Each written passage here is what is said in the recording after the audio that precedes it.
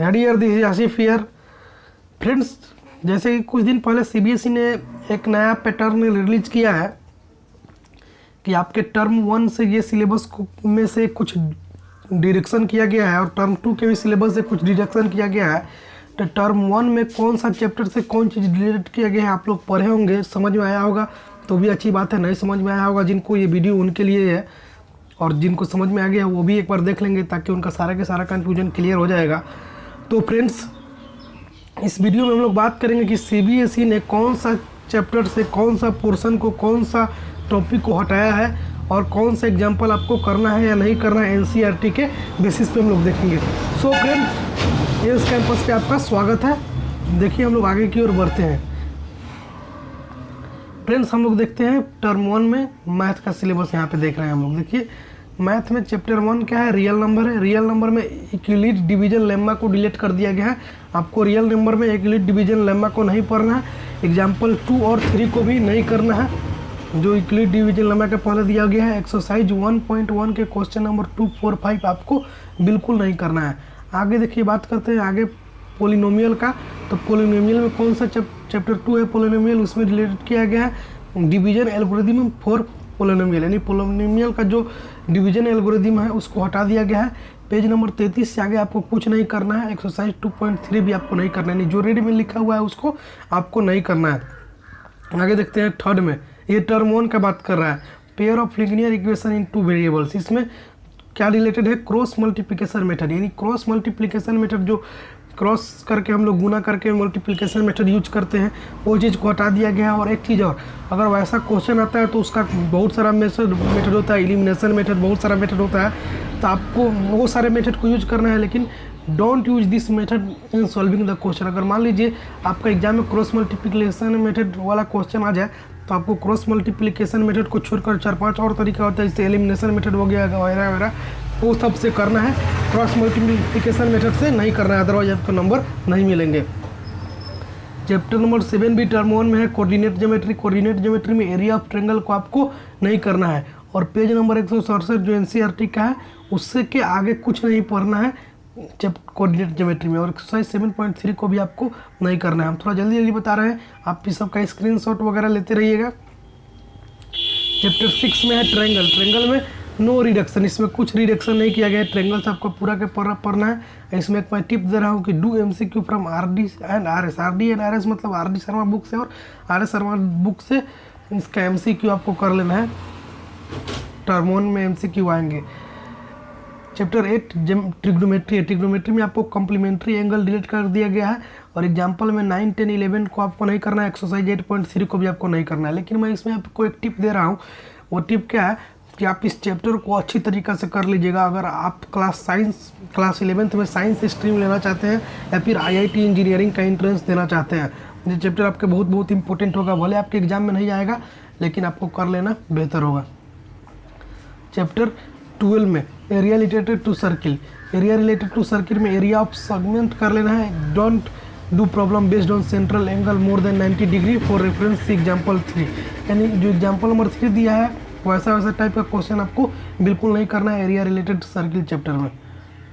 15 number है probability. Probability से कोई रिडक्शन नहीं किया गया है, आपको सारे के सारे प्रोबेबिलिटी में करना है।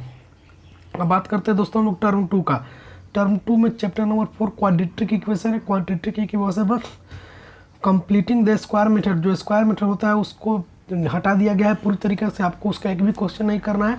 x की पावर 4 जो आता था वो भी क्वेश्चन बिल्कुल नहीं आएगा, उसको भी हटा दिया गया है। 5वां में अर्थमेटिक प्रोग्रेशन एपी, जिसमें से एग्जाम्पल नंबर 16 एंड एक्सरसाइज 5.3 के क्वेश्चन नंबर 15 से लेके पूरा अंत तक जितना क्वेश्चन दिया हुआ है वो सबको आपको नहीं करना है। यानी आपको बता दिए शॉर्ट में कि जितना रेड में लिखा हुआ है उसको नहीं करना है।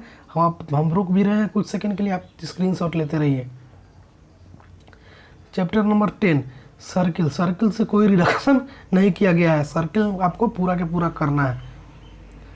चैप्टर नंबर 11 क्या है, कंस्ट्रक्शन। कंस्ट्रक्शन से क्या हटाया गया है, division of line segment in given ratio externally. For reference see construction 11.1 first method also done to question where you have to construct a triangle to similar given triangle वाले question.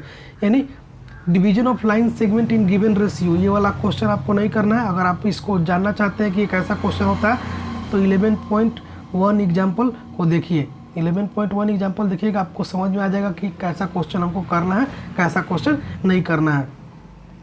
Chapter number 9 में some application of trigonometry.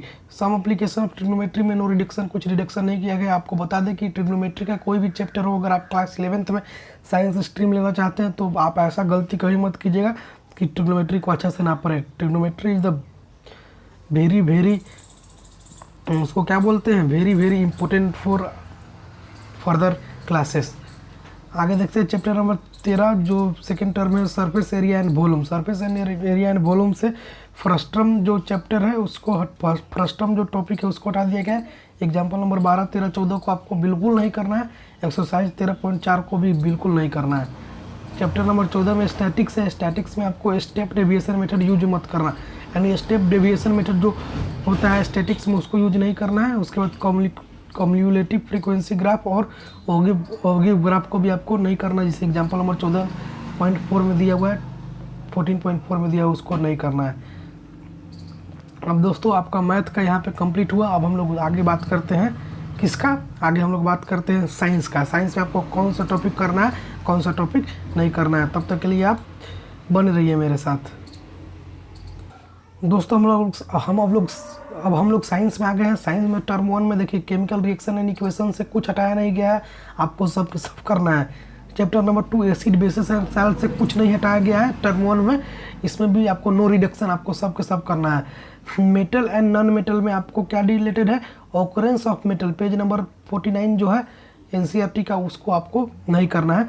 Back exercise का question number 8 आपको नहीं करना है। Tip इसमें क्या देते हैं, क्रोजन हटाया है बट आप पढ़ लीजिएगा, ये छोटा टॉपिक है और आगे आपको हेल्प भी करेगा 11th क्लास में। Chapter number 4 life process. Life process जो है इसको में से भी कुछ नहीं हटा गया है। चैप्टर 10 है लाइट में mirror and lens formula derivation. हालांकि क्लास 10th में लाइट में मिरर एंड लेंस फार्मूला का डेरिवेशन था भी नहीं, लेकिन उसमें बोला गया है क्योंकि आप एनसीईआरटी में लेंस फार्मूला और मिरर फार्मूला का डेरिवेशन है नहीं, लेकिन फिर भी आपको नहीं करना है, हटा दिया गया है।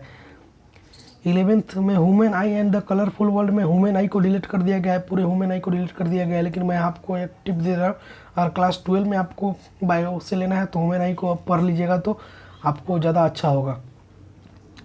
उसके बाद क्या पढ़ना है, page number 193 dispersion of white light by class. अब देखिए इसमें से ह्यूमन आई वाला में बैक एक्सरसाइज जो है 1 2 3 4 5 6 7 8 9 1 से लेकर 9 तक का क्वेश्चन आपको नहीं करना है ह्यूमन आई का। उसके बाद क्या पढ़ना है इसमें, पेज नंबर 193 जो है ना 193 dispersion of white light by glass prism के आगे से लास्ट तक पढ़ना है, यानी एक पेज नंबर 193 से लेकर जहाँ तक ये चैप्टर ख़त्म नहीं होता है वहाँ तक आपको पढ़ना है। बस इसमें एक ही टॉपिक को स्किप है लाइट में, sorry human I and colourful world में ह्यूमन आई को छोड़कर बाकी आपको सारा पढ़ना है। प्रिज्म क्या होता है, डिस्पर्सन ऑफ लाइट क्या होता है, स्पेक्ट्रम क्या होता है, सब कुछ आपको पढ़ना है। पेज नंबर 193 के बाद सब पढ़ना है, और बैक एक्सरसाइज 1 से लेकर 9 तक आपको नहीं करना है। अब देखिए कंट्रोल एंड कोऑर्डिनेशन को पूरा उड़ा दिया गया, आपको नहीं पढ़ना है। अगर आप क्लास 11th में बायो लेना चाहते हैं तो आप इसको अच्छी तरीके से पढ़ सकते हैं। कंट्रोल एंड कोऑर्डिनेशन साइंस का बायोलॉजी का चैप्टर है, उसको पूरा के पूरा हटा दिया गया है। अब हम लोग बात करते हैं टर्म 2 का। ये टर्म 1 का था साइंस में, टर्म 2 का थोड़ा मैं फास्ट बोल रहा हूँ कि आपका वीडियो ज़्यादा लंबा ना हो। आप इसका स्क्रीनशॉट धराने से लेते रहिएगा या फिर वीडियो को पॉज कर आप लिखते रहिएगा। Chapter number 4 carbon and its compound, इसमें क्या क्या रिलेटेड है, ये टर्म 2 का है। पेज नंबर 67 का नोमेनक्लेचर आपको नहीं करना है। पेज नंबर 69 का केमिकल प्रॉपर्टीज आपको नहीं करना है। पेज 71 का इथेनॉल एंड इथेनोइक एसिड आपको नहीं करना है।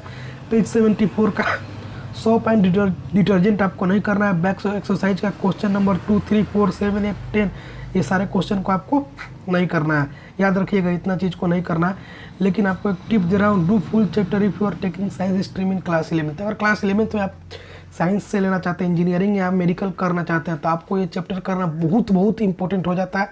इसीलिए ये सोचकर आप इस चैप्टर को कर लीजिएगा। अगर 10th आपको पास करना है, आगे आर्ट्स वगैरह कॉमर्स वगैरह लेना है तो नहीं कीजिएगा तो कोई दिक्कत नहीं, लेकिन अगर साइंस लेना है तो आप इसको निश्चित है कि कर लीजिएगा।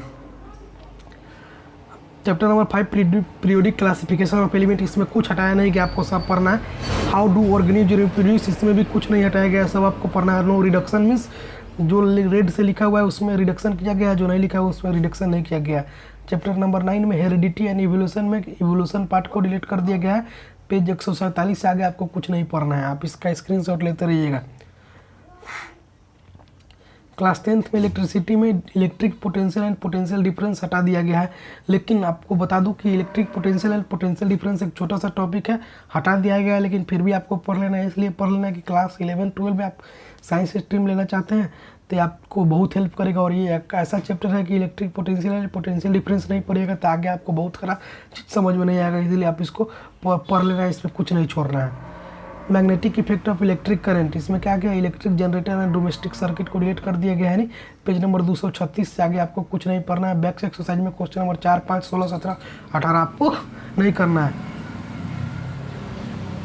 चलिए दोस्तों, अब हम लोग बात कर रहे हैं, अब हम लोग बात कर लिए किसका, साइंस का ही बात कर लिया। अब हम लोग बात करेंगे एसएसटी का।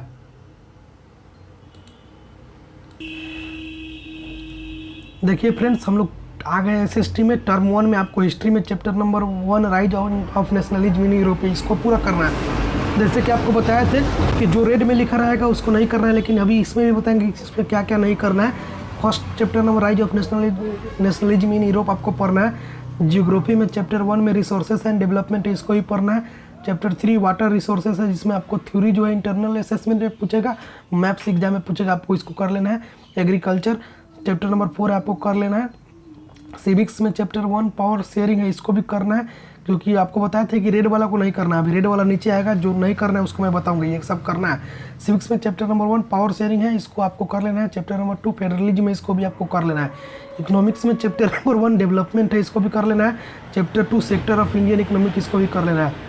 Map in PDF by CBSE page 14 आपको दिया गया है, आप इसको कर लीजिएगा। अब देखिए टर्म 2 में नेशनलिज्म इन इंडिया आपको ये भी कर लेना है। चैप्टर 3 और चैप्टर 4 में जो इंटरनल असेसमेंट है उसको भी आपको कर लेना है NCERT में। जियोग्राफी में टर्म 2 का बात करा, जियोग्राफी में chapter number 5 mineral and energy resources में आपको थ्योरी इंटरनल असेसमेंट में पूछेगा और मैप आपको एग्जाम में पूछेगा, आप इसको कर लीजिएगा। चैप्टर नंबर 6 में मैन्युफैक्चरिंग इंडस्ट्रीज आपको कर लेना है। चैप्टर नंबर 7 में life line of national economic, इसको भी आपको पढ़ लेना है। सिविक्स में पॉलिटिकल साइंस में चैप्टर नंबर 6 पॉलिटिकल पार्टीज आपको पढ़ लेना है। चैप्टर 7 आउटकम्स ऑफ डेमोक्रेसी पढ़ लेना है। इकोनॉमिक्स में चैप्टर 3 मनी एंड क्रेडिट पढ़ लेना है। Chapter 4 globalization and the Indian economic भी आपको पढ़ लेना है। Maps in PDF by CBSE page number 18 का जो मैप है उसको ही पढ़ लेना है। अब देखिए इस ऊपर तो जितना ही बताया है क्या क्या पढ़ना है सब बता दिए, ये सब चीज़ को आपको पढ़ लेना है। आप इसका स्क्रीनशॉट ले लीजिएगा या फिर वीडियो रोक के स्क्रीनशॉट ले लीजिएगा, या फिर आप मेरे AS कैंपस टेलीग्राम पर जुड़ सकते हैं। जाकर टेलीग्राम पर AS कैंपस सर्च मारिएगा, वहाँ पे ये चीज़ को मैं अपलोड कर दूंगा। अब देखिए SST में इन सारे चैप्टर को पूरा तरीका से डिलीट कर दिया गया जी। These chapters are fully deleted, यानी ये पूरा रेड कलर में है, यानी पूरा को हटा दिया गया। जैसे हिस्ट्री में print culture and modern world, यानी print culture and modern world को पूरी तरीके से हटा दिया गया। जियोग्राफी में फॉरेस्ट एंड वाइल्ड लाइफ को पूरी तरीके से हटा दिया गया। देखिए यहाँ साफ साफ रेड में लिखा हुआ है, रेड यानी अलर्ट, यानी हटा दिया गया। This chapter are fully out. History में forest and wildlife, civics में democracy and division, gender, caste, popular struggle, challenge in democracy. Economics में कंज्यूमर राइट को हटा दिया गया। अब देखिए यहाँ पे मैं आपको टिप देना चाहता हूँ कि अगर आप क्लास 11th में 12 में आर्ट्स लेना चाहते हैं, आपका MS सिविल सर्विस करना, UPSC वगैरह क्रैक करना, तो आप इन सारे चैप्टर को ही पढ़ लीजिएगा, आपके लिए आसान हो जाएगा। सो दोस्तों अब हम लोग बात करते हैं इंग्लिश में थोड़ा, आप तब तक आप बने रहिए मेरे साथ। हेलो दोस्तों, इंग्लिश में आ गए हैं। इंग्लिश में ये सब करना है, आप इस सबको आसानी से पढ़ लीजिएगा। इसमें मैंने कुछ एनालिसिस नहीं किया, जो CBSE ने रिलीज़ किया था उसी को डायरेक्ट ला कर रख दिया है। Letter to editor, letter to complaint official, पता नहीं टर्म 1 में MCQ पूछेगा तो MCQ में लेटर वगैरह लिखवाएगा कैसे। अब वो शायद फॉर्मेट दे देगा, 4 को फॉर्मेट दे देगा और एक क्वेश्चन दे देगा, 4 को फॉर्मेट दे देगा। जैसे बताना होगा कि फॉर्मेट में कौन सा फॉर्मेट सही है, ऐसा करके या फिर कुछ भी पूछेगा। तो देखिए आप इसको बारीकी से पढ़ लीजिएगा, यहाँ पे स्क्रीनशॉट ले लेके। इसमें ग्रामर में आपको कुछ टेंशन वगैरह नहीं लेना है। Tense, modal, verb, agreement, reporter, speech, command, request, statement literature में आपको पढ़ लेना है, लेटर टू गॉड, नेशनल मनीरा, स्टोरीज अबाउट फ्लाइंग, ये सब सारी चीज़ को टर्म 1 में पढ़ लेना है। पोएम्स वगैरह भी पढ़ लेना है। आप ये सबको स्क्रीनशॉट ले सकते हैं या फिर सीबीएसई के ऑफिशियल वेबसाइट से डाउनलोड भी कर सकते हैं, या फिर मेरे टेलीग्राम चैनल एएस कैंपस में मैं सारा का लिंक दे दूंगा, उस वहाँ से आप ले सकते हैं। उसके बाद देखिए आपको टर्म 2 में ये सब दिया गया है, लेटर टू ऑर्डर, ग्रामर वगैरह। तो आपको इस सब का बिल्कुल टेंशन नहीं लेना है, आप इसका स्क्रीनशॉट ले सकते हैं। इस सब में से कुछ हटाया नहीं गया, सब वही है सेम। अब देखिए दोस्तों, बस थोड़ा सा ग्रेडिंग सिस्टम को चेंज कर दिया गया है। अब ग्रेडिंग सिस्टम में A plus A B C करके ग्रेडिंग सिस्टम आएगा। आपको नंबर मिलने का चांसेस कम रहेंगे। तो फ्रेंड्स, आपको इंग्लिश का भी टेंशन नहीं लेना है और साइंस का भी टेंशन नहीं लेना है। इंग्लिश का मैं सारा का सारा लेटर कैसे लिखा जाएगा, टेंस क्या है, मॉडल क्या है, सारा का सारा मैं करवा दूंगा। उसके बाद फ्रेंड्स, आप मेरे चैनल पे जुड़ जाइए एएस कैंपस पे, वहाँ पे फिजिक्स पूरा पढ़ा दिया हूँ। फिजिक्स में मतलब इलेक्ट्रिसिटी चैप्टर पढ़ा दिया हूँ, नेक्स्ट चैप्टर आगे पढ़ाने वाला हूँ। तब तक आप मेरे साथ जुड़े रहिएगा। फिर मिलते हैं नेक्स्ट लेक्चर में, तब तक के लिए जाइए, पढ़िए, बाय।